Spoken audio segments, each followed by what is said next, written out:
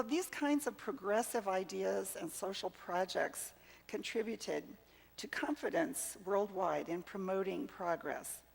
And the movement spread in Chinese society through the multiple channels I've shown here. And as a result, many urban Chinese then came to share an optimistic, modernizing agenda. They had a vision for making China strong and prosperous through education, citizenship training, and social reform. Well, this optimism began to fade after 1916, when China's new Republican government broke into warlord factions. The First World War undermined everybody's confidence in global progress toward peace. And then the Western powers acquiesced in Japan's aggression in China at the end of the war. And so many educated Chinese became critical of Christian values, and there were anti-Christian movements in the 20s. In the 1930s, of course, economic depression was followed by the Japanese invasion of China and then another world war. So in China, moderate long-term reform efforts gave way to very urgent political and military mobilization. On China's agenda, the slogan of national renewal was replaced by national salvation, and floods of refugees evacuated from the coast to the interior. The poster on this slide reflects the spirit of the China-US alliance in wartime. Well, with the international context of the early 20th century in our minds, let me turn to examples from our books that show the lasting contributions of these early redemptive change agents in China. They planted seeds of personal character and public responsibility in at least these 6 important arenas. And I'm going to mention similar work underway by Chinese Christians today, such as Mu Yang's wonderful story. As civil society is being reborn in China, and the church is beginning to interact with the broader society and shape and influence the society around them after a couple of decades of just trying to rebuild the church and be inward focused on church building and church planting. In this slide, Ma Shangbo is shown on the right as an elderly man. He came from a wealthy, highly educated family that had been Roman Catholic since the Ming Dynasty. He combined training by his father in the Confucian classics with study in Europe in the 1880s to play important roles in founding Fudan University in Shanghai, Furen Catholic University, which today is in Taiwan, and China's Academy of Sciences, very prominent intellectual. He wanted to rebuild China through a new modern type of education, in his case, inspired by the European Academy tradition that integrates sciences with humanities, including theology. Tang Guo'an, whom I mentioned earlier as a diplomat, was one of the very first students to study in the United States with the Chinese Educational Mission, CEM, and later resurrected the exchange program in 1909 as a diplomat in charge of the government CEM office, and the Tsinghua Preparatory School set up, funded by the Boxer War Indemnity paid to the US. So in this photo, he's shown seated on the right where the arrow is pointing with other Chinese officials. He was going to accompany this batch, the first batch of Boxer scholars, to visit the United States for study. And later, as the founding president of Tsinghua University, one of China's top couple universities today, he emphasized education in morality as well as in science, even though Tsinghua today is known as a science and technology university. Its founder was just as concerned about moral education. So I quote him. He said back then, "Moral force must be regenerated, And then, when it permeates the Chinese national and individual character, national permanence and greatness will be assured. In the back row in the photo, you can see Mei Qi, who was one of those first young Boxer scholars. After returning to China in 1931, he became president of Tsinghua University. And he established its principles of independence of thought and freedom of belief. During the Japanese occupation of China, he took China's top 3 universities, Tsinghua, Beida, and Nankai universities, to Kunming in the southwest, and somehow managed to keep these classes functioning with the faculty and the students there, despite daily bombing raids where they had to run to the nearby hills, packing up the office papers to take with them. And a wartime economy where rationing became more and more difficult as inflation was rising. At times, his wife would go into the village incognito and sell family heirlooms just to keep the students and the faculty fed.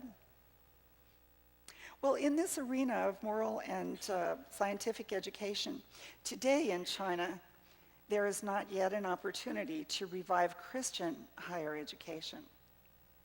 But there are many Christians involved in higher education in China, and some Chinese Christians are preparing for the day when they might have Christian schools.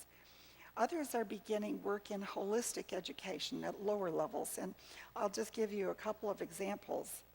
Agape Way is the ministry of Dr. Frank Lee and Dr. Anna Lee, who met and became Christians at the University of Illinois. Agape Way sponsors outreach to the many Chinese in the North Carolina area, and also does projects in China, combining charity work and mission work. One project is to help poor schools, students, and teachers in Frank's hometown in Sichuan province. A second project was doing post-earthquake reconstruction in 3 nearby provinces, and that work continues today.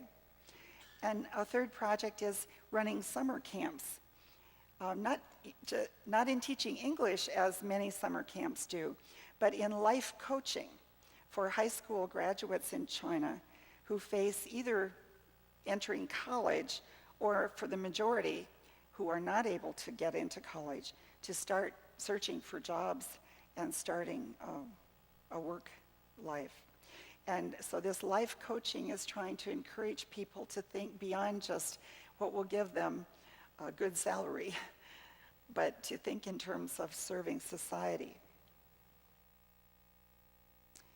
A second arena then of influence I'll talk about is economics, but actually 100 years ago, Chinese Christians were pioneers in most of the modern professions, and the stories in our books include people in medicine, filmmaking, painting, and sports. On the left here you see Yin Renchen, who studied economics at Harvard and returned to China in the fall of 1919 to help his cousin launch the textile industry in Shanghai. So that's the origin of all the textile clothing that we have in our stores, made in China. Yin at first had a very negative attitude toward Christianity, but observing his cousin's upright character in his business dealings and his personal life, Yin gradually became open to Christianity and even married into the family of a leading evangelist in China. He and his wife found that their faith was really central to helping them through personal tragedy, as 3 of the children died at young ages. And his faith also helped him earn a sterling reputation as an honest finance official in the midst of widespread government corruption in China in the 30s. Well, one counterpart today in China might be Peter Zhao, shown in the photo on the right, who is a leading economic researcher and advisor in Beijing. In 2002, he was sent by the state to do research comparing the market economies of the US and China. And he concluded that the major difference between how the two markets function was the role of the Christian church and Christian culture, with a focus on law and on love. After returning to China, he became a Christian himself and has been unusually vocal in public about his faith. Promoting the renewal of traditional Chinese culture with Christian values, he wants to promote moral reformation in China, because in his view, Christianity provides three elements that sustain economic growth, which is China's challenge today. One is a motivation beyond money-making. Second is a moral framework to limit corruption and exploitation. And third is a mandate to care for the needy. So it's interesting that this past summer, in the same week, I read an insert by China Daily in the Washington Post that cited him and 4 other top economists about the state of the Chinese economy, while in fact Peter Zhao himself was appearing as a keynote speaker at the Willow Creek Christian Global Leadership Summit in Illinois. Well, that's a very rare balancing act in China today. Another arena would be civic associations and the public media. And in the case of Kwang Fu-zhou, whom I mentioned earlier, he combined activities in these areas. He spent his professional life and career in China's earliest modern publishing house, which is today its oldest publishing house, the Commercial Press in Shanghai. As the director and chief editor of the English department, his textbooks dominated the market, educating several generations of Chinese. He trained and mentored staff members who later became prominent social leaders, including university presidents. Today's counterpart in the field of publishing might be Paul and Leanne. Paul became so despondent after the Tiananmen tragedy in 1989 that he was suicidal for several years, struggling with what to do with his life. And then he met Leanne, and through her, he became committed to Christian faith. And they're still friends working together in the publishing field. Meanwhile, Paul and his wife studied in California in a Chinese language seminary to receive their MDivs and returned to start up a network of Christian bookstores as part of a private publishing group. And he also provides leadership in the local city house church networks. Meanwhile, Leanne is still in the US finishing her PhD in literature, which probably you know usually takes about 10 years for some reason, any PhD in literature. But meanwhile, she's translating many Christian classics for publication in China. Another example in the media would be